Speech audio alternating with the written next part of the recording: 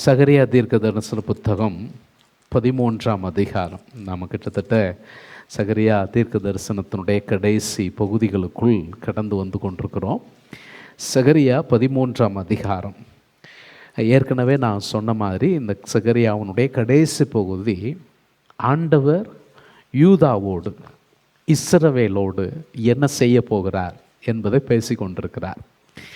அப்போ இந்த தீர்க்க தரிசன செய்தி என்பது அவர்களுடைய வாழ்வில் ஒரு கட்டத்தில் நிறைவேறுகிறதாகவும் குறுகிய காலத்தில் நிறைவேற ஒரு கூடிய விஷயமாகவும் இயேசு கிறிஸ்துடைய 2ஆம் வருகையை ஒட்டி கடைசி நாட்களில் நிறைவேறக்கூடிய விஷயமாகவும் இரண்டையுமே சகரியா ஒரே பார்வையில் பார்க்கிறதை நாம் சொல்லி கொண்டு வருகிறோம்.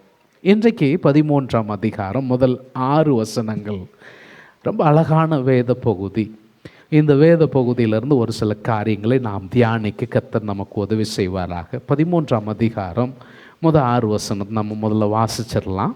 அந்நாளிலே பாவத்தையும் அழுக்கையும் நீக்க தாவீதின் குடும்பத்தாருக்கும் எருசலேமின் குடிகளுக்கும் திறக்கப்பட்ட ஒரு ஊற்று உண்டாயிருக்கும். அந்நாளிலே நான் விக்கிரகங்களின் பேரும் தேசத்தில் இராதபடிக்கு அழிப்பேன். அவைகள் இனி நினைக்கப்படுவதில்லை.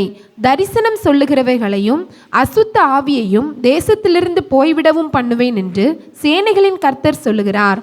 இனி ஒருவன் தரிசனம் சொன்னால் அவனை பெற்ற அவன் தகப்பனும் அவன் தாயும் அவனை நோக்கி, நீ கர்த்தருடைய நாமத்தை கொண்டு பொய் பேசுகிறபடியால் நீ உயிரோடு இருக்கப்படாது என்று சொல்லி அவனை பெற்ற அவன் தகப்பனும் அவன் தாயும் அவன் தரிசனம் சொல்லும்போது அவனை குத்தி போடுவார்கள். அந்நாளிலே தரிசனம் சொல்லுகிற அவனவன் தான் சொன்ன தரிசனத்தினால் வெட்கப்பட்டு பொய் சொல்லும்படிக்கு இனி மயிர் போர்வையை போர்த்து கொள்ளாமல், நான் தரிசனம் சொல்லுகிறவன் அல்ல, நான் நிலத்தை பயிரிடுகிறவன், என் சிறு வயது முதல் ஒருவன் என்னை வேலை கொண்டான் என்பான். அப்பொழுது ஒருவன் அவனை நோக்கி, உன் கைகளில் இருக்கிற இந்த வடுக்கள் ஏதென்று கேட்டால், என் சிநேகிதரின் வீட்டிலே காயப்பட்டதினால் உண்டானவைகள் என்பான். ஆண்டோடைய நாமம் மகிமைப்படுவதாக. நான் வாசித்த இந்த வேத பகுதியில் ஆண்டவர் ஒரு முக்கியமான விஷயத்தை சொல்கிறார். என்ன சொல்கிறாரு? நம்ம ஏற்கனவே கடந்த முறை நான் இந்த ஜனங்கள் மேலே, தாவீது குடும்பம் எருசலேம் குடும்பத்தார் மேலே கிருபையின் ஆவியையும் விண்ணப்பங்களின் ஆவியையும் ஊற்றுவேன் அப்படிங்கிறத அவர் சொன்னதை நாம் வாசித்தோம். இப்போ அதனுடைய தொடர்ச்சியாக அந்த விண்ணப்பங்கள், அந்த கிருபையின் ஆவி, அது தொடர்ச்சியாக என்ன இங்கே நடத்தப்படுகிறது அப்படின்னா, இங்கே வசனத்தில் இன்னொரு காரியத்தை சொல்கிறாரு. இந்த ஜனத்திற்காக ஒரு திறக்கப்பட்ட ஊற்று உண்டாயிருக்கும். என்னது உண்டாயிருக்கும் சொல்லுங்க? திறக்கப்பட்ட ஊற்று. இந்த திறக்கப்பட்ட ஊற்றினுடைய நோக்கம் என்ன அப்படின்னு கேட்டிங்கன்னா, 2 வார்த்தைகள் அங்கே பயன்படுத்துகிறாங்க. ஒன்று, பாவத்தை நீக்க வேண்டும். 2, அழுக்கை நீக்க வேண்டும். என்னதெல்லாம் நீக்கணும்? பாவத்தையும் நீக்கணும், அழுக்கையும் நீக்கணும். இதற்கு என்ன உண்டாயிருக்குன்னு கேட்டால், திறக்கப்பட்ட ஒரு ஊற்று. எப்படிப்பட்ட ஊற்று? திறக்கப்பட்ட ஊற்று. இப்போ ஊற்று அப்படின்னா என்ன? பொதுவாக நீங்கள் பழைய ஏற்பாட்டில் ஆசாரியர்களுடைய அந்த சுத்திகரிப்பு முறைகளில் ஊற்று நீர் அப்படிங்கிறது ரொம்ப முக்கியத்துவம் வாய்ந்ததாக சுத்திகரிப்புக்குன்னு பயன்படுத்தப்படுகிறதா சொல்லப்படுகிறது. இப்போ ஊற்று அப்படிங்கிறது என்னன்னு கேட்டிங்கன்னா, சாதாரணமாக தேங்கி கிடக்கிற தண்ணீர் அல்ல. ஊற்று என்பது ஃப்ரெஷ்ஷாக சுரந்து வருகிற தண்ணீர். என்னது? அது அப்படி சுரந்து வந்து கொண்டிருக்கிற தண்ணீர், அதுதான் ஊற்று அப்படின்னு என்ன செய்வாங்க? சொல்லுவார்கள். இந்த ஊற்று என்பது பழைய ஏற்பாட்டில் இன்னும் பல இடங்களில், முக்கியமாக இவர்களுடைய வாழ்வில், இஸ்ரவேலர் வாழ்வில் ஊற்று உண்டாகும்போது என்ன நடக்கும்?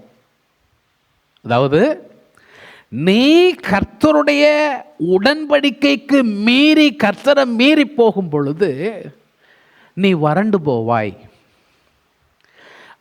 ஆனால் திரும்ப வரும் பொழுது உனக்கு அந்த வறட்சி மாற்றக்கூடிய ஊற்று உண்டாகும். அப்படிங்கிறத ஒரு ஞாபகப்படுத்துகிறார். ஏசாயா தீர்க்க தரிசனம் 41வது அதிகாரத்தில் 17 முதல் 19 வரைக்கும் உள்ள வசனங்களை நீங்கள் பார்த்தீங்கன்னா அங்கே வசனம் என்ன சொல்லுது பாருங்க. சிறுமையும் எளிமையுமானவர்கள் தண்ணீரை தேடி அது கிடையாமல் அவர்கள் நாவு தாகத்தால் வரலும் போது கர்த்தராகிய நான் அவர்களுக்கு செவி கொடுத்து, கர்த்தராகிய நான் என்ன செய்ய போறேன்? அவர்களுக்கு செவி கொடுத்து, இஸ்ரவேலின் தேவனாகிய நான் அவர்களை கைவிடாதிருப்பேன், கைவிட மாட்டேன். உயர்ந்த மேடுகளில் என்னங்க? உயர்ந்த மேடு ஆறுகள் பள்ளத்தாக்குகளின் நடுவே ஊற்றுகளை நான் என்ன செய்வேன்? திறப்பேன். ஆறுகளை திறக்கிறவர், நான் ஊற்றை திறக்கிறவர். திறந்து வனாந்தரத்தை என்னவா மாற்றுவேன்னா தண்ணீர் தடாகமாய், அதாவது வனாந்தரமாய் வறண்டு போயிருக்கிற பகுதியை நான் தண்ணீர் நிரம்பி இருக்கக்கூடிய பகுதியாக, வறண்ட பூமியை நீர்க்கேணிகளுமாய் மாற்றி, வனாந்தரத்திலே கேதுரு மரங்களையும், என்னது வருமா? சீடர் வுட், கேதுரு மரங்கள், சித்தி மரங்கள், மிருது செடிகள், ஒலிவ மரங்கள் எல்லாம், அதாவது வறட்சியை மாற்றுகிறது மாத்திரமல்ல, வனாந்தரத்தை நான் அருளுகிற தோப்பினால் செழிப்பான தோப்பாக நான் மாற்றுவேன் அப்படிங்கிறத கர்த்தர் சொல்றாரு. அப்போ இது என்ன நடக்கு? இதையெல்லாம் நான் உண்டு பண்ணுவேன். மனிதனுடைய வாழ்வின் வறட்சி நீங்க ஒரே வழி உன்னதத்திலிருந்து வரக்கூடிய ஊற்று. அந்த ஊற்றுதான் மனித வாழ்வை மாற்ற வல்லது. வேதம் அதை பற்றி சொல்லும்போது சொல்லுது, அவர் சகல ஆசீர்வாதங்களின் ஊற்றுக்கண்ணா இருக்கிறார். சரி, இன்னும் நிறைய வசனங்களை சொல்ல முடியும். இஸ்ரவேல் ஜனங்கள் அவர்களுக்கான ஊற்று நீர் யாரா இருக்கணும்னு கேட்டா கர்த்தராக இருக்கணும். எரேமியா தீர்க்கதரிசி அதான் சொல்றார். அவங்க மேல இருந்த கம்ப்ளைண்ட் என்னன்னு கேட்டீங்கன்னா, நீ ஜீவ தண்ணீர் ஊற்றாகிய என்ன நீ விட்டுட்டு உனக்காக வெடிப்புள்ள தொட்டிகளை உண்டாக்கி கொண்டாய். இப்ப ஜீவ தண்ணீரை நீ விட்ட, உனக்கு ஒரு தொட்டி கட்டின, அந்த தொட்டியாவது என்ன இருக்கக்கூடாது? வெடிப்பு இருக்கக்கூடாது. வெடிப்பு, தொட்டில வெடிப்பு இருந்தா என்ன நடக்கும்? தண்ணி நிக்காது. சீயோன் குமாரத்தி நல்ல சுரக்கக்கூடிய ஊற்றாகிய எண்ணெய் விட்டு விட்டார். அப்படிதான் சொல்றாரு. சரி, இப்ப நம்ம வசனத்துக்கு வந்துருவோம். அப்போ விட்டதுக்கு காரணம் பாவம் இல்லையா? பாவம் தான் விட்டதுக்கு காரணம். அப்ப இங்க வசனம் சொல்லுகிறது, பாவத்தையும் அழுக்கையும் நீக்கி சுத்திகரிக்கிறதற்காக இந்த ஊற்று தரப்படுகிறது. நீங்கள் லேவியர் ஆகமத்தில் பார்த்தீங்கன்னா, ஆசாரியர்களுக்கு ஆண்டவர் கொடுத்த கட்டளை. லேவியர் ஆகமம் 10ஆம் அதிகாரம் 10வது 11வது வசனத்தை பாருங்க. பரிசுத்தம் உள்ளதற்கும், என்னங்க? பரிசுத்தம் உள்ளதற்கும் பரிசுத்தம் இல்லாததற்கும், பரிசுத்தம் இல்லாததற்கும், தீட்டுள்ளதற்கும், எதுக்கு? தீட்டானதுக்கும் தீட்டு இல்லாததற்கும், தீட்டு இல்லாததற்கும் வித்தியாசம் பண்ணும்படிக்கு என்ன பண்ணணும்? சொல்லுங்க, எல்லாரும் சொல்லுங்க. பரிசுத்தம் உள்ளதுன்னா என்னது? பரிசுத்தம் இல்லாததுன்னா என்னது? பரிசுத்தம் உள்ளது அப்படிங்கிறது என்னன்னா, நான் தேவனுடைய உபயோகத்திற்காகன்னு பிரிச்சது பரிசுத்தம் உள்ளது. அப்படி பிரிக்காதது அசுத்தமானது கிடையாது, பரிசுத்தம் இல்லாதது. பரிசுத்தம் அப்படின்னா என்னன்னு கேட்டீங்கன்னா, செப்பரேஷன், பிரித்து எடுக்கப்படுறதுக்கு தான் பரிசுத்தம். அதாவது நீங்க ஒரு குறிப்பிட்ட உபயோகத்திற்காக ஒன்றை எடுத்து வச்சிருக்கிறீங்க, அதுக்கு பேர் பரிசுத்தம். வேற மாதிரி சொல்கிறேனே, இப்போ உங்கள்கிட்ட 5 லட்ச ரூபா இருக்குது. எவ்வளோ இருக்குது? 5 லட்ச ரூபா வச்சுருக்கிறீங்க. இந்த 5 லட்ச ரூபாயில் 2 லட்ச ரூபாயை நீங்கள் ஒரு குறிப்பிட்ட வேலைக்காக என்ன செஞ்சுருக்கிறீங்க? எடுத்து வச்சுருக்கிறீங்க. அதுக்கு பேர் தான் பரிசுத்தம்னு வச்சுக்கோங்க.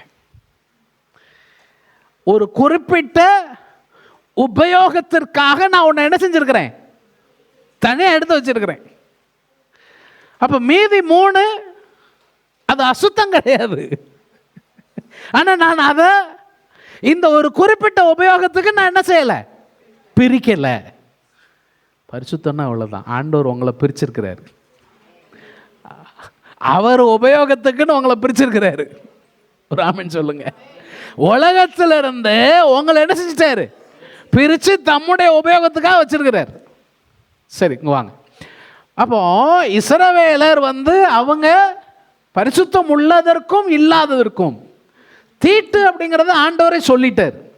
பைபிளில் பழைய ஏற்பாட்டில் மக்களுக்கு, அந்த இஸ்ரவேல் ஜனங்களுக்கு எது அசுத்தமானது, எது தீட்டானது அப்படிங்கிறது அவரே என்ன செஞ்சிட்டார்? சொல்லிட்டார். அப்போ அதுக்கும் அது இல்லாததுக்கும் என்ன செய்யணும்? வித்தியாசம் பண்ணும்படிக்கும் கர்த்தர் மோசேயை கொண்டு இஸ்ரவேல் புத்திரருக்கு சொன்ன, இதுதான் அவங்க தலைமுறையில கடைபிடிக்க வேண்டிய கட்டளை அப்படிங்கிறத சொன்னார். சரி, இப்போ என்ன கேள்வினா, இவங்க அந்த வித்தியாசம் பண்ணுகிறதுனால் கர்த்தரை கனம் பண்ண முடியும். ஏன்னா இது கர்த்தருடைய கட்டளை. அப்போ கட்டளையை மீறுகிறது என்ன அர்த்தம்? பாவம். வேறு மாதிரி சொல்லுவோன்னு சொன்னால், அவர் சொன்னதை நான் செய்யலைன்னு சொன்னால் நான் அவருக்கு மதிப்பு கொடுக்கலன்னு அர்த்தம் இல்லையா? நம்மகிட்ட ஒருத்தவங்க ஒரு வேலையை செய்ய சொல்கிறாங்க. அப்போ அந்த வேலையை எவ்வளவு சீக்கிரமாக நான் செய்கிறேங்கிறது அந்த நபருக்கு நான் எவ்வளவு மதிப்பு கொடுக்குறேங்கிறத பொறுத்து இருக்குது இல்லையா? நான் கனப்படுத்துகிறேன்னு சொன்னால் ரொம்ப துரிதமாக செய்வேன். இல்லைன்னா ஒருவேளை கனப்படுத்தலாம், சில சூழ்நிலை செய்யாமலும் இருக்க முடியும். அப்படியே இருக்குது. ஆனால் பொதுவாகவே நம்ம ஒரு குறிப்பிட்ட வேலையை செய்யலாங்கும் போது நம்ம கனவீனம் பண்ணுகிறோம் அப்படிங்கிற ஒரு இயல்பு இருக்கிறது. இப்போ ஆண்டவர் எசேக்கியேல் தீர்க்கதரிசி மூலமாக இந்த ஆசாரியர்களுக்கு எழுதும்போது இப்படி சொல்கிறார் பாருங்க. எசேக்கியேல் தீர்க்கதரிசனம் 22ஆம் அதிகாரம் 26வது வசனம். அதின் ஆசாரியர்கள் என் வேதத்துக்கு அநியாயம் செய்து என் பரிசுத்த வஸ்துக்களை என்ன செய்கிறாங்களா? ஆசாரியர்கள் என்ன செய்றாங்க? வேதத்துக்கு அநியாயம் செய்து என் கட்டளைகளை மீறுகிறார்கள். என் வேதத்துக்கு அநியாயம் செய்றாங்க. என் பரிசுத்த வஸ்துக்களை நான் எதெல்லாம் என்னுடைய உபயோகத்திற்கென்று பிரித்து எடுத்தேனோ அதையெல்லாம் பரிசுத்த குலைச்சலாக்குகிறார்கள். பரிசுத்தம் உள்ளதற்கும், இதான் கவனிங்க, எதுக்கு? பரிசுத்தம் உள்ளதுக்கும் பரிசுத்தம் இல்லாததற்கும், பரிசுத்தம் இல்லாததுக்கும் வித்தியாசம் பண்ணாமலும் என்ன பண்ணல? வித்தியாசம் பண்ணவில்லை. அசுத்தம் உள்ளதற்கும் அசுத்தம் இல்லாததற்கும் உண்டான வேற்றுமையை காண்பியாமலும் வேற்றுமையை காண்பிக்கவில்லை. என் ஓய்வு நாட்களுக்கு தங்கள் கண்களை மூடிக்கொள்ளுகிறார்கள். ஆனா கண்ணை மூடிக்கிறாங்க. அதாவது அது செய்யணும்னு எனக்கு தெரியும், ஆனா நான் அது கண்டுட்டும் காணாதது போல இருக்கிறேன். உங்களுக்கு கர்த்தருடைய வசனம் இப்படி சொல்லுதுன்னு தெரியும், தெரிஞ்சும் நான் அந்த வசனம் என் உள்ளத்துல என்னை தொட்டும் நான் காணாத மாதிரி போறேன்னா நான் கர்த்தரை கனவீனம் பண்ணுகிறேன் என்று அர்த்தம். அங்க வசனம் சொல்லுது கடைசியில் அவர்கள் நடுவிலே நான் கனவீனம் பண்ணப்படுகிறேன். எவ்வளவு ஒரு வருத்தமான வார்த்தை பாருங்களேன். நேற்றைக்கு என் மனைவியின் இடத்துல அவங்களுடைய உறவில் உள்ள ஒருத்தவங்க பேசிட்டு இருந்தாங்க. அவங்க பேசும்போது சொன்னாங்க, இந்த ஒரு நபர் நான் ஒரு கல்யாண வீட்டில் இருந்தேன். நிறைய பெரிய ஆட்கள் என்னை சுற்றி இருந்தாங்க. இந்த நபர் வந்து அவங்க எல்லாருக்கும் மத்தியில் என்னை தலை குனிய பண்ணிட்டா. எல்லாருக்கும் மத்தியில் பேசின பேச்சு எனக்கு தலை குனிவா என்ன செஞ்சிருச்சு. ஏன்? பொது இடத்துல எனக்குன்னு ஒரு கௌரவம், பொது இடத்துல எனக்குன்னு ஒரு மரியாதை இருக்கு. ஆனா அந்த மரியாதையை குலைத்து போடக்கூடிய விதத்தில் இவங்க நடந்துக்கிட்டாங்க. இப்போ இந்த வசனத்தில் இதை வச்சு பாருங்களேன். அவங்க நடுவில் நான் உயரமா உயர்ந்து நிற்க வேண்டியவர் இல்லையா? ஆனா நான் பண்ணப்படுகிறேன், கனவீனம் பண்ணப்படுகிறேன். எனக்கு மதிப்பு கொடுக்கணும். ஆனா எனக்கு என்ன நடக்கு? மதிப்பு இல்லை. எதனால மதிப்பு இல்லை? இவர்கள் செய்ய வேண்டியதை செய்யல. இப்போ இதே இது நம்ம மல்கியா தீர்க்க தரிசனத்திலையும் இதே காரியம் சொல்லப்பட்டிருக்கு. அதாவது சகரியாவும் ஆகாய் தீர்க்கதரிசியும் ஒரே காலத்தில் தீர்க்க தரிசனம் சொன்னோம். அதாவது சாலமோனுடைய தேவாலயம் இடிக்கப்பட்டு மறுபடியும் எஸ்ராவின் காலத்தில் செருபாபேல் அவங்களாம் அந்த ஆலயத்தை கட்டி எழுப்புகிற காலம். அந்த காலத்தில் தான் சகரியா தீர்க்க தரிசனம் சொல்கிறார். அப்போ அந்த காலத்தில் ஜனங்கள் தேவனுடைய காரியத்தை விட்டு என்ன செஞ்சாங்க? ஒதுங்கி நின்னாங்க. அதிலிருந்து ஒரு 100 வருஷம் கழித்து தான் மல்கியா தீர்க்க தரிசனம் சொல்கிறார். அவர் இதை எப்படி சொல்கிறாரு? மல்கியா தீர்க்க தரிசனம் அதிகாரத்தில் பாருங்க, 6வது வசனத்திலிருந்து 9வது வசனம் வரைக்கும் பாருங்க. குமாரன் தன் பிதாவையும் ஊழியக்காரன் தன் எஜமானையும் கனம் பண்ணுகிறார்களே. இங்க என்ன சொல்றாரு பாருங்க. ஐயா, பிள்ளை அப்பாவை என்ன செய்யணும்? மதிக்கணும். வேலை செய்யறவங்க எஜமானங்களை என்ன செய்யணும்? மதிக்கணும். நான் பிதாவானால் என் கனம் எங்கே? இப்ப கேள்வி என்ன கேட்காருன்னு, எப்ப நான் உனக்கு அப்பான்னு நீ சொல்லுவேன்னா அப்பாவுக்கு கொடுக்கிற மரியாதை எங்க? நான் எஜமானனானால், நான் உனக்கு எஜமானன் அப்படின்னா எனக்கு பயப்படும் பயம் எங்கே என்று. எனக்கு பயப்படுற பயம் எங்க? சேனைகளின் கர்த்தர் தமது நாமத்தை அசட்டை பண்ணுகிற, என்னுடைய நாமத்தை அசட்டை பண்ணுகிற ஆசாரியர்களாகிய உங்களை கேட்கிறார். நீங்க என் நாமத்தை அசட்டம் பண்றீங்க. அவன் கேட்க எதனால அசட்டம் பண்ணணும்? அதுக்கு என்ன பதில் சொல்ற? என் பீடத்தின் மேல் அசுத்தமான அப்பத்தை படைக்கிறதுனாலேயே. பார்த்தீங்களா? பரிசுத்தத்திற்கும் பரிசுத்தம் இல்லாததற்கும், தீட்டானதற்கும் தீட்டு இல்லாததற்கும், சுத்தமானது அசுத்தமானது. இங்க சொல்றாரு, நீ ஏன் பீடத்துல எதை கொண்டு வந்து படைக்கிறாய்? அசுத்தமானதை படைக்கிறாய். ஆனாலும் உம்மை எதனால அசுத்தப்படுத்தினோம் என்கிறீர்கள். எதனால அசுத்தப்படுத்தணும்னு கேக்குற? கர்த்தருடைய பந்தி எண்ணமற்று போயிற்று என்று நீங்கள் சொல்லுகிறதுனாலேயே. நீ பந்திலெல்லாம் கொண்டு வந்து வைக்கிற, ஆனா அது ஒரு நிறைவோடு அதை நீ என்ன செய்யல மாறா எப்படி செய்யறன்னா, நானும் ஆசாரியனா போயிட்டேன், இதை கொண்டு வந்து வைக்க வேண்டியிருக்கு. நான் பாஸ்டரா இருக்கிறதுனால ஞாயிற்றுக்கிழமை எந்திரிச்சு செய்தி கொடுக்க வேண்டியிருக்கு. நான் விசுவாசியா இருக்கிறதுனால ஞாயிற்றுக்கிழமை எந்திரிச்சு சர்ச்சுக்கு வர வேண்டியிருக்கு. தேவனுடைய பிள்ளைங்கிறதுனால நான் காலையில் இருந்துச்சு பைபிள் வாசிக்க வேண்டியிருக்கு.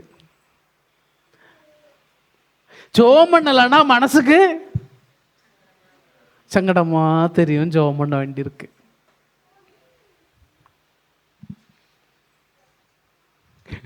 கர்த்தருடைய பந்தி எண்ணமற்று போயிற்று என்று நீங்கள் சொல்லுகிறதுனாலேயே. சொல்லுகிறதுனாலதான். அப்புறம் என்ன சொல்றாரு பாரு, நீங்கள் கண் ஊனமானதை பலியிட கொண்டு வந்தாலும் அது பொல்லாப்பல்ல. ஆமா. நீங்கள் கால் ஊனமானதையும் நசல் பிடித்ததையும் கொண்டு வந்தாலும் அது பொல்லாப்பல்ல என்கிறீர்களே. ஆமா. அந்த வித்தியாசத்தை ஆண்டவர் சொல்லி கொடுத்தாரு. ஆனால் இவங்க என்ன சொல்கிறாங்க, அதாவது வருது அதையும் நம்ம வேண்டான்னு சொன்னால் உள்ளதும் போச்சுடா அப்படிங்கிற மாதிரி என்ன செஞ்சிடும் ஆயிரும். வாரதையாவது நம்ம எதுக்கு கெடுக்குது, வாரது வரட்டும். ஏன்னா இதுவே இல்லாமல் நம்ம திண்டாடிக்கிட்டு இருக்கு, வாரது வரட்டும். ஆண்டவர் சொல்றாரு, நீ என்னை கனவீனம் பண்ணுகிறாய், என்ன கனவீனம் பண்ணுகிறாய். சரி, இப்போ நம்ம திரும்ப சகரியாவுக்கு வந்துடும்.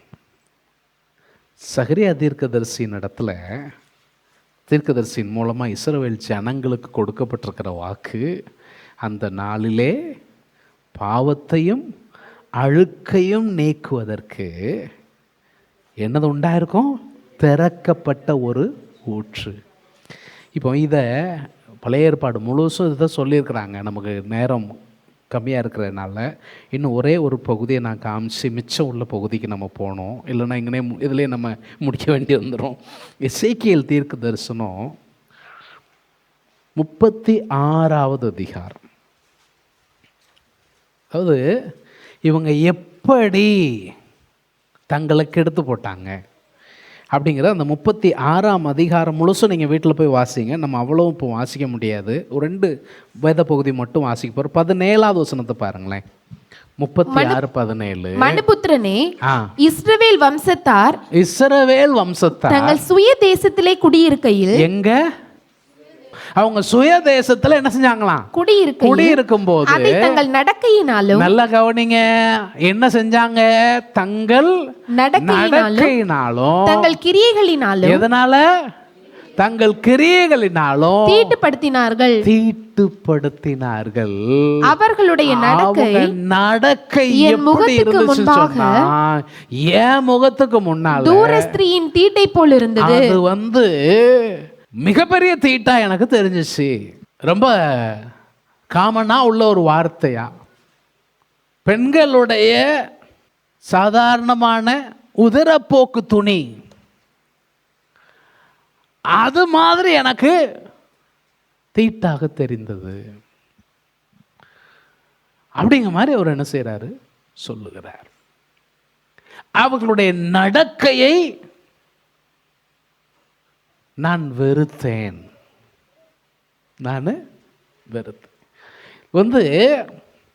ஆண்டவர் பெண்களுக்கு இதை கொடுத்துட்டு இதை ஆண்டவரே அருவருக்கிறாரா அப்படிங்கிற மாதிரி நீங்கள் இதை எடுத்து என்ன செய்யக்கூடாது, எடுக்கக்கூடாது.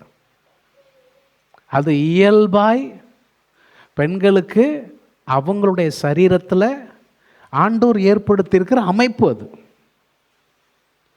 இன்றைக்கும் நாம் வேறு வேறு மார்க்கத்திலேருந்து வரும்போது என்ன சொல்லுவோன்னா, சிலர் சொல்லுவாங்க, நீங்கள் ஏன் சர்ச்சுக்கு வரலன்னு கேட்டால் நாங்கள் இன்றைக்கி தூரமாக இருக்கிறோம் அப்படிம்பாங்க. அப்படிலாம் ஒன்றும் கிடையாது. அது இயல்பான விஷயந்தான். அது ஆண்டவர் தான் உங்களுடைய சரீர அமைப்பில் அதை என்ன செஞ்சுருக்கிறார், கொடுத்துருக்கிறார். அது அதுக்காக நான் ஆண்டவர் தேடலை, அதுக்காக நான் ஜெபம் பண்ணலை, அதுக்காக நான் தனியாக இருந்தேன்னு சொல்கிறது தவறு. ஆனால் இப்போ இது இப்படி பேசியிருக்கே அப்படின்னா என்ன அர்த்தம்னா, அந்த ஊர் ஜனங்கள் மனநிலையில் எப்படி அது அவங்க புரிஞ்சா அவங்க இது சொரண வரும் அப்படிங்கிறதுக்காக அவங்க வார்த்தையின்படி அவருக்கு என்ன செய்கிறார், அதை எடுத்து சொல்கிறார். அதை நீங்கள் அப்படி தான் என்ன செய்யணும், புரிஞ்சுக்கணும். இந்த வசனத்தை வச்சுட்டு கடவுள் ஐயோ பெண்களையே ஒதுக்கப்பட்டவர்கள் அப்படின்னு சொல்கிறாருன்னு நீங்கள் என்ன செஞ்சிடக்கூடாது, நினைச்சிடக்கூடாது. சொல்லிட்டு அதே பகுதியில் கீழே வரார். இந்த அளவுக்கு தங்களை தீட்டுப்படுத்தின ஜனத்தின் மேல் என் கோபத்தை நான் ஊற்றினேன். ஆனால் என்றென்றைக்கு இதே கோபத்தில் நான் இருப்பேனா. 103ஆம் சங்கீதத்தை நம்ம வாசம் பார்த்தீங்களா, அவர் என்றென்றைக்கும் கோபம் கொண்டிறார். இப்போ அவரே என்ன செய்கிறாரு, அந்த பகுதியின் பின் பகுதியில் 24வது வசனத்தை பாருங்க. நான் உங்களை புறஜாதிகளிடத்திலிருந்து அழைத்து உங்களை சகல தேசங்களிலுமிருந்து சேர்த்து உங்கள் சுய தேசத்துக்கு உங்களை கொண்டு வருவேன். இப்போ ஏன் அங்கெல்லாம் போனாங்க, அவருடைய நடக்கை, அவருடைய கிரியைகள். அடிமைகளாக போயிட்டாங்க, சிதறிட்டாங்க. இப்போ ஆண்டவர் சொல்ல, நான் திரும்ப கொண்டு வருவேன். அப்பொழுது நான், இதுதான் முக்கியமான வார்த்தை, எல்லாரும் கவனிங்க. இதைத்தான் புதிய ஏற்பாட்டில் புது உடன்படிக்கை அப்படின்னு நம்ம சொல்கிறோம். இந்த புது உடன்படிக்கை இயேசு கிறிஸ்து தம்முடைய இரத்தத்தினாலே செய்தார். ஒரு ஆமென் சொல்லுங்களேன். சரி, இப்போ வசனத்தை வாசிங்க. அப்பொழுது நான் உங்கள் மேல் சுத்தமான ஜலம் தெளிப்பேன். என்ன தலம் தெளிப்பேன்? சுத்தமான ஜலம் தெளிப்பேன். நான் உங்கள் மேல் சுத்தமான ஜலம் தெளிப்பேன். அப்படின்னா என்ன அர்த்தம்னா, ஊற்று நீர் இல்லையா, திறக்கப்பட்ட ஊற்று, சுத்தமான ஜலம் தெளிப்பேன். நான் உங்களுடைய எல்லா அசுத்தங்களையும், அந்த ஊற்று நீரை பயன்படுத்தி ஆசாரியன் எல்லா அசுத்தத்தையும் நீக்கி சுத்திகரிக்கிறது போல நான் உங்களுடைய எல்லா அசுத்தங்களையும், உங்களுடைய எல்லா நரகலான விக்கிரகங்களையும், எல்லா நரகலான அருவருக்கத்தக்க விக்கிரகங்களையும் நீக்கி உங்களை சுத்தமாக்குவேன். உங்களை சுத்தமாக்குவேன். இந்த இடத்துல முக்கியமான 2-3 வார்த்தைகளை நான் சொல்ல விரும்புகிறேன். நீங்கள் அதை அண்டர்லைன் பண்ணிக்கோங்க. நான் உங்களை சுத்தமாக்குவேன். சொல்லுங்க, எல்லாரும் சொல்லுங்க,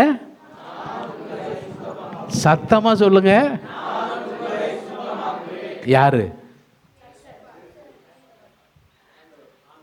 அவர்தான் மனுஷனை என்ன ஆக்க முடியும்? சுத்தமாக்க முடியும். நான் உங்களை சுத்தமாக்குவேன், நீங்கள் சுத்தமாவீர்கள். அல்லேலூயா. அதுதான் அந்த திறக்கப்பட்ட ஊற்று செய்கிற மேன்மை. என்னில் நன்மை ஒன்றுமில்லை.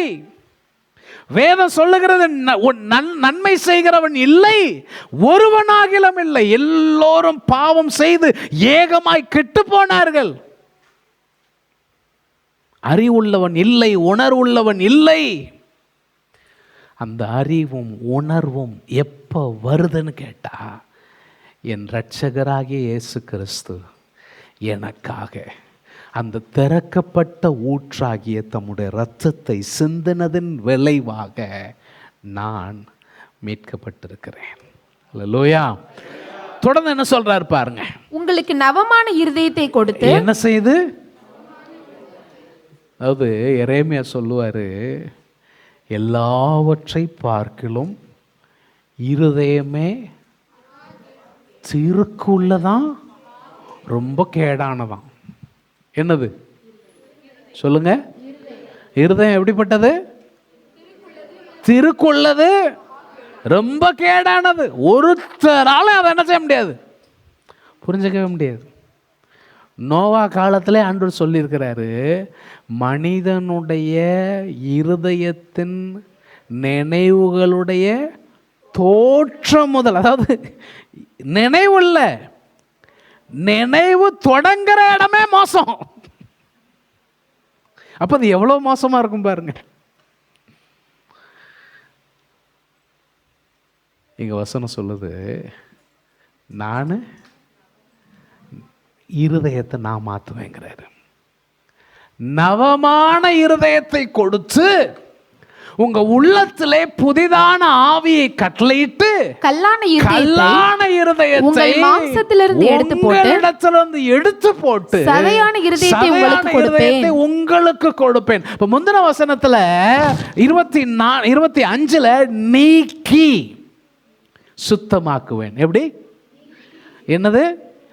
அசுத்தங்களை நீக்கி சுத்தமாக்குவேன். இந்த வசனத்துல கல்லான இருதயத்தை எடுத்து போட்டு சதையான இருதயத்தை உங்களுக்கு கொடுப்பேன். 27வது வசனத்தை பாருங்க. உங்கள் உள்ளத்திலே என் ஆவியை வைத்து. என்னதுங்க சொல்லுங்க? உங்க உள்ளத்துல ஆவி இருக்கா? கர்த்தருடைய ஆவியானவர் இருக்கிறாரா? உள்ளத்திலே ஆவியை வைத்து உங்களை என் கட்டளைகளில் நடக்கவும். என்னங்க?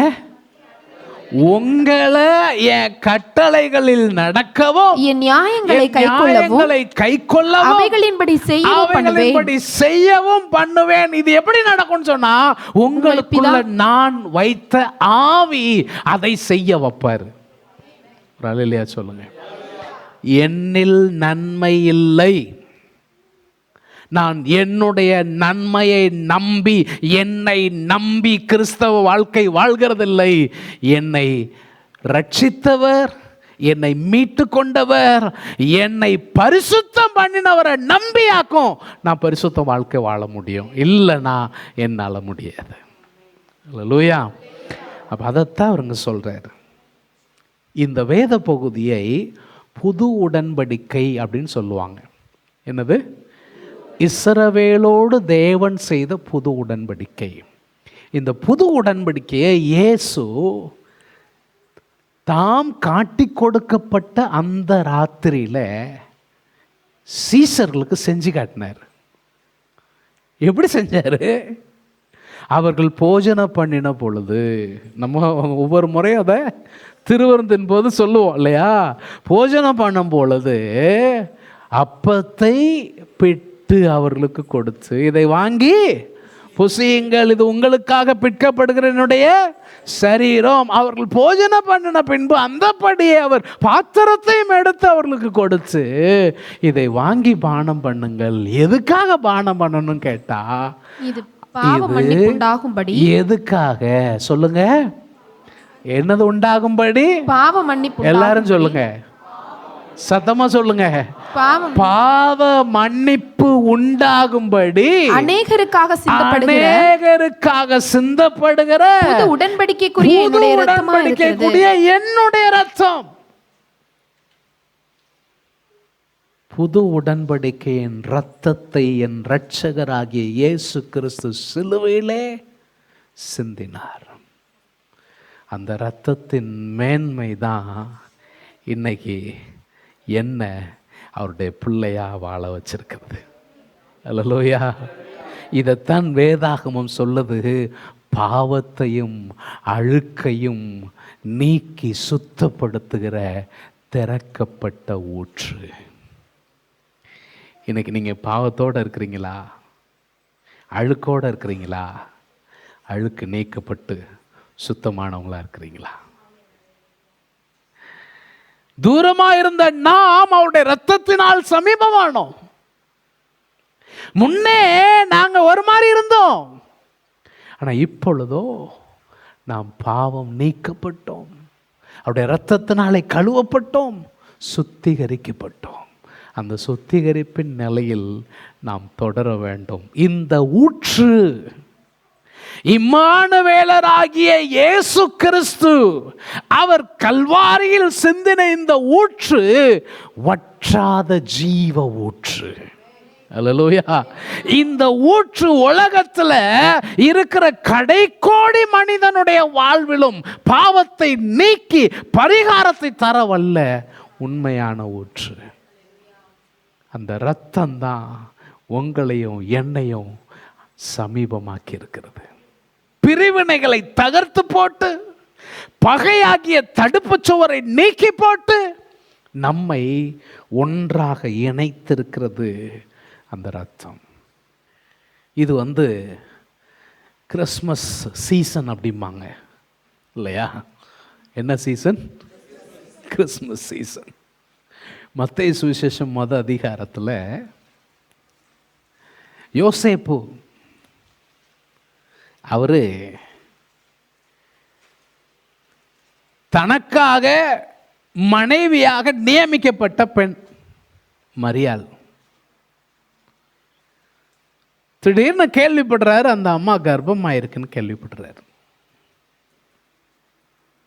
இவர்கள் கூடி வரவில்லை, என்கேஜ்மெண்ட் முடிஞ்சிருக்கு, கூடி வரல. ஆனா அந்த அம்மா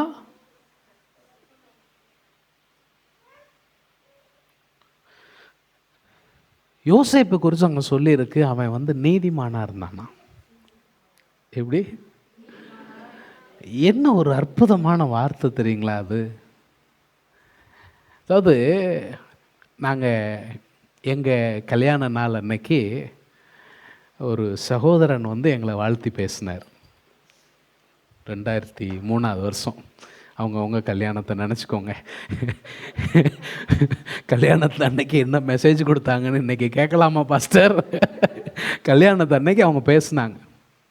பேசும்போது சொன்னாங்க, எங்கள் 2 பேர் பேரையும் சொல்லி சொன்னாங்க, உங்களுடைய குடும்ப வாழ்வு இயேசு கிறிஸ்துவின் குடும்பம் மாதிரி உங்கள் குடும்பம் இருக்கணும். எப்படி இருக்கணும் சொல்லுங்க? இயேசு கிறிஸ்துவின் குடும்பம் மாதிரி இருக்கணும். அது எப்படி இருந்துச்சுன்னா, யோசேப்பு நீதிமான், தன் மனைவியை அவமானப்படுத்த எண்ணாதவன். யாரு? எந்த சூழலிலும் தன் மனைவிக்கு அவப்பெயரை கொண்டு வர விரும்பாத நீதிமான். மரியாள் யாரு? இதோ நான் ஆண்டவருக்கு அடிமை என்று சொன்னவள். எல்லாவற்றையும் தன்னுடைய இருதயத்தில் வைத்து சிந்தனை பண்ணினவள். இயேசு யார் சொல்லவா வேணும்? இந்த குடும்பத்தில் இயேசு இருந்தார். இந்த மாதிரி உங்க குடும்பம் என்ன செய்யணும்? இருக்கணும். தேவனுடைய சத்தம் கேட்டு தேவனுடைய சித்தம் செய்கிற ஜீசஸ் குடும்பம் மாதிரி உங்க குடும்பம் இருக்க வாழ்த்துகிறேன் அப்படின்னாரு. உங்க குடும்பங்களும் அப்படிதான் இருக்கணும். சரி, இப்போ நம்ம காரியத்துக்கு வந்துடுவோம். இப்போ இவன் தன் மனைவியை அவமானப்படுத்த மனசு இல்லை, ஆனா ரகசியமா என்ன செஞ்சிடலாம்? சொல்லிடலாம். எதுக்குப்பா? நம்ம பப்ளிக்கில் சொன்னோம்னா மோசையின் பிரமாணப்படி என்ன செய்யணும்? கண்டுபிடிக்கணும். எதனால் இந்த தவறு நடந்துச்சுன்னு கண்டுபிடிக்கணும். கண்டுபிடிச்சி கல்லை கொண்டு எறிஞ்சு கொல்லணும். இதுதான் தீர்ப்பு. அப்போ பப்ளிக்கில் நம்ம என்ன செய்ய வேண்டாம், பழிச்சிட்டு போட்டோம். ஏதோ நமக்கு ஒரு கெட்ட கனவு மாதிரி என்ன செஞ்சிருச்சு நடந்து, நம்ம வாழ்க்கை ஏதோ பரவாயில்ல அப்படின்னு அவன் நினச்சிட்டு இருக்கும்போது அவனுக்கு தேவதூதனுடைய தரிசனம் வருது. 20வது வசனம், மத்தேயு 1:20. அவன் இப்படி சிந்தித்துக் கொண்டிருக்கையில் கர்த்தருடைய தூதன் சொப்பனத்தில் அவனுக்கு காணப்பட்டு தாவீதின் குமாரனாகிய யோசேப்பே, உன் மனைவியாகிய மரியாளை சேர்த்துக்கொள்ள ஐயப்படாதே. சேர்த்துக்கிறதுக்கு நீ என்ன செய்யாத, சந்தேகப்படாத. அவளிடத்தில் உனக்கு அதுல ஹெசிடன்சி வேண்டாம், தயக்கம் வேண்டாம். நீ அவளை என்ன நினைச்சிட்டு இருக்கிற? அவ வாழ்க்கை முறை தவறினவள் நீ நினைச்சுக்கிட்டு இருக்கிற. அது வல்ல, அவளிடத்தில் உற்பத்தியாயிருக்கிறது பரிசுத்த ஆவியினால் உண்டானது. இயற்கைக்கு அப்பாற்பட்ட ஒரு ஆச்சரிய அதிசயம் அவள் வாழ்க்கையில் நடந்திருக்கிறது. பரிசுத்த ஆவியினால் இயேசுவை சுமக்கிற பாக்கியத்தை, உலக இரட்சகரை சுமக்கிற பாக்கியத்தை உன் மனைவி பெற்றிருக்கிறாள். நீயும் அந்த பாக்கியத்திற்கு உடையவனாய் இருக்கிறாய் அப்படின்னு சொல்லிட்டு 21வது வசனத்துல சொல்றாரு, அவள் ஒரு குமாரனை பெறுவாள். ஒரு குமாரனை பெறுவாள். அவருக்கு இயேசு என்று பெயரிடுவாயாக. என்னன்னு பேரு வை? இயேசுன்னு பேரு வை. ஏன் இயேசுங்கிற பேரு அப்படின்னா, அவர் தமது ஜனங்களின் பாவங்களை நீக்கி அவர்களை இரட்சிப்பார் என்றான். இல்லையா? சொல்லுங்க. அவர் தமது ஜனங்களின் பாவங்களை நீக்கி இரட்சிப்பார். யோவான் ஸ்நானகன் இந்த இயேசுவை பார்த்து தான் சொன்னான், இதோ உலகத்தின் பாவங்களை சுமந்து தீர்க்கிற தேவ ஆட்டுக்குட்டி. வெளிப்படுத்தின விசேஷத்தில் சொல்லியிருக்கு, அந்த சிங்காசனத்துக்கு முன்பதாக ஆட்டுக்குட்டியானவர் வரும் பொழுது அவர் உலக தோற்றத்திற்கு முன்னமே அடிக்கப்பட்டவராய் வந்தார். எப்பவுமே, அதாவது பைபிள் என்ன, உங்களை என்ன அவர் சூஸ் பண்ணது எப்போ சூஸ் பண்ணாராம்? உலகமெல்லாம் உண்டாகிறதுக்கு முன்னால். நம்ம அவ்வளோ பெரிய ஆளா? யோசித்து பாருங்களேன். ஆனால் நம்மளை உலகம் தோன்றுகிறதுக்கு முன்னமே சூஸ் பண்ணாராம். உலகம் தோன்றுகிறதுக்கு முன்னமே நமக்காக அவர் அடிக்கப்படவும் தம்மை ஒப்பு கொடுத்தார். நீங்களும் நானும் ஆராதிக்கிற தேவனாகிய கர்த்தர் சும்மா ஒரு பேருக்கானவர் கிடையாது. உண்மையிலே தியாகத்தின் மொத்த உருவம் அவர். அதாவது தன்னலம் அப்படின்னா என்ன அப்படின்னு கேட்கணும்னா, அதுக்கு ஒரு ஆளை சொல்லணும்னா அதான் ஜீசஸ் கிரைஸ்ட். முழுக்க முழுக்க நமக்காகவே தன்னை தந்தவர். வேதம் சொல்லுது ஊற்று. என்னது? ஊற்று. இதைத்தான் சமாரிய பெண்ணிடத்துல இயேசு சொன்னார். தாகத்துக்கு தா. அவ கேட்கா, நீர் யாரா இருக்கிற? நீர் யூதரா இருக்க, சமாரிய பெண்ணாகி என்ன பார்த்து தாகத்துக்கு தான் எப்படி கேட்கறது? அவர் சொல்றாரு, அம்மா நீ தேவனுடைய ஈவையும். இது ரொம்ப முக்கியமான வார்த்தை. இதுதான் ரொம்ப ரொம்ப முக்கியமான வார்த்தை. அதாவது நமக்கு இருக்கிற இந்த ரட்சிப்பு இருக்கு பார்த்தீங்களா, திஸ் இஸ் காட்ஸ் கிஃப்ட். இன்னைக்கு நீங்கள் உட்காந்துருக்கீங்க பார்த்தீங்களா, சும்மாலாம் உட்காரல, கிஃப்டாவாக்கும் உட்காந்துருக்குறீங்க. கிஃப்ட் ஏதோ நம்ம பையிலேருந்து வர்றதுக்கு, நம்மளே கிஃப்ட். நம்ம வாழ்வு அவர் நமக்கு தந்த மிகப்பெரிய கிஃப்ட். நம்ம ரட்சிப்பு, நம்ம மீட்பு. நிறைய பேர் வாழ்க்கையில் என்னென்னமோ இல்லை இல்லை இல்லைன்னு நொந்துகிட்டு இருக்கிறாங்க. நான் சொல்கிறேன், நீ ரட்சிக்கப்பட்டிருக்கிறாயா? You have more than enough. நீ அதில் சந்தோஷப்படு, மற்ற எல்லாம் உனக்கு தானாக நடக்கும். அப்படிதான் வசனம் சொல்லுது. சரி, நம்ம காரியத்துக்கும். இப்போ சமாரியா பெண்ணிடத்துல ஆண்டவர் சொல்றாரு, நீ தேவனுடைய ஈவையும் உன்னிடத்தில் தாகத்துக்கு தா என்று கேட்கிறவர் யார் என்பதை நீ அறிஞ்சிருந்தன்னா நீயே அவரிடத்துல கேட்டிருப்பாய், அவர் உனக்கு ஜீவ தண்ணீரை கொடுத்திருப்பார். நம்ம ஊற்றை பத்தி பேசுறோம் பார்த்தீங்களா, ஜீவ தண்ணீர். நான் இவன் கேட்கா, அது என்னங்க, உம்மட்ட பக்கெட் இல்லை, தண்ணி கோர்றதுக்கு எந்த வருதும் எப்படி கொடுப்பீரு? எப்படி கொடுப்பீரு? அப்போ அவர் சொல்றாரு, நான் கொடுக்கிற தண்ணீரை குடிக்கிறவன் அவனுக்கு இனி தாகம் கிடையாது, ஒரு காலம் தாகம் அடைய மாட்டான். இந்த அம்மாவுக்கு சொன்னோம், பாயிண்ட் பிடிச்சிட்டா. அப்படியா? நான் டெய்லி எதுக்கு குடத்தை தூக்கிட்டு தண்ணி கோரிட்டு வரணும்? அந்த தண்ணியை இப்போவே எனக்கு என்ன செய்யும்? உடனே ரைட் நவ் சிலர் ஜெபம் பண்ணுவோம், இப்பொழுதே ஆண்டவரே உடனே தாரும். ஆண்டவர் சொல்கிறேன், அப்போ அம்மா நான் உனக்கு தாரேன், அதுக்கு முன்னால்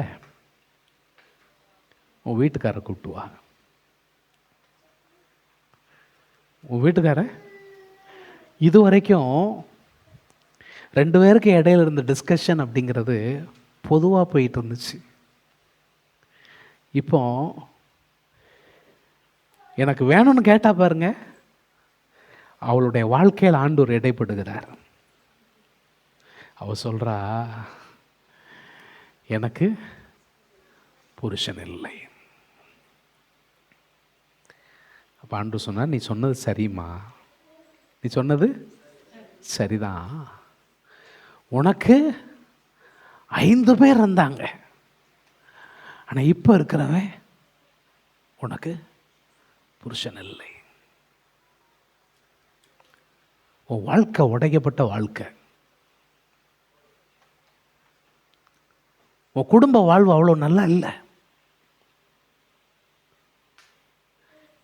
இன்னைக்கு உலகம் பேசுது பாருங்க, லிவிங் டுகெதர் அப்படின்னு ஒரு கல்ச்சர். லிவிங் டுகெதர்னா என்னது?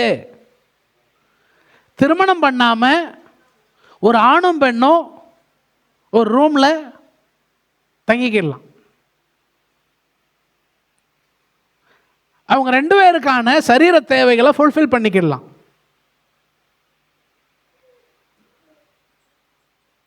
விருப்பப்படுற வரைக்கும் சேர்ந்து இருக்கலாம். அதுக்கப்புறம் சரி கல்யாணம்னு முடிக்கணும்னு நினைச்சா முடிச்சுக்கலாம். இல்லைன்னா நம்ம 2 பேருக்கும் ஒத்து வராது, நாம் சமாதானமாக பிரிஞ்சு போயிடுவோம். இந்த ஒரு வார்த்தை சொல்லுவாங்க, we agree to disagree அப்படிம்பாங்க. எப்படி? agree to disagree அப்படின்னா என்ன அர்த்தம்? நாம் ஒத்துக்கிட மாட்டோங்கிறத ஒத்துக்கிறோம். லிவிங் டுகெதர் பிரச்சனை இன்னைக்கு கிடையாது, 2000 வருஷத்துக்கு முந்தையே இருந்துச்சு. லிவிங் டுகெதர் இன்னைக்கு இருக்கிற கலாச்சார சீரழிவுன்னு நினைக்கிங்க. இந்த கலாச்சார சீரழிவின் மூலம் என்னன்னு கேட்டிங்கன்னா மனிதனுடைய மீறுதல். மனுஷன் உண்மையான தாகத்திற்கு தேவையான அவன் தாகத்தை தீர்க்கக்கூடிய ஜீவ தண்ணீரை அவன் கண்டுபிடியாததுனால இந்த மாதிரியான சீரழிவுக்கு தன்னை ஒப்பு கொடுத்துருக்கிறான். உடனே அவன் சொல்றா, நீர் தீர்க்கதரிசி என்று காண்கிறேன். ஆண்டவர் அவளை அசிங்கப்படுத்தணுங்கிறதுக்கு அது சொல்லலை, அவளை கேவலப்படுத்தணுங்கிறது அவருடைய நோக்கம் அல்ல. அவருடைய நோக்கம் அவளுக்கு உண்மையான திருப்தியை, உண்மையான தாகம் தீர்க்கக்கூடிய ஜீவ தண்ணீரை அவளுக்கு தர விரும்பினார். அப்ப அவ அப்படி டாபிக்கை மாத்துறா. அவரு பர்சனலா போறாரு, இந்த அம்மா பிலசாபிக்கலா போறாங்க. இவர் நேரடியா உன்னுடைய வாழ்வின் தேவையை சந்திக்க வந்திருக்காரு. அந்த அம்மா தத்துவார்த்த ரீதியா நீங்க இந்த மலையில கும்பிடுறீங்க, நாங்க அந்த மலையில கும்பிடுறோம். இப்போ வேற ஒரு மலை பிரச்சனை போய்கிட்டு இருக்கு தமிழ்நாட்டில்.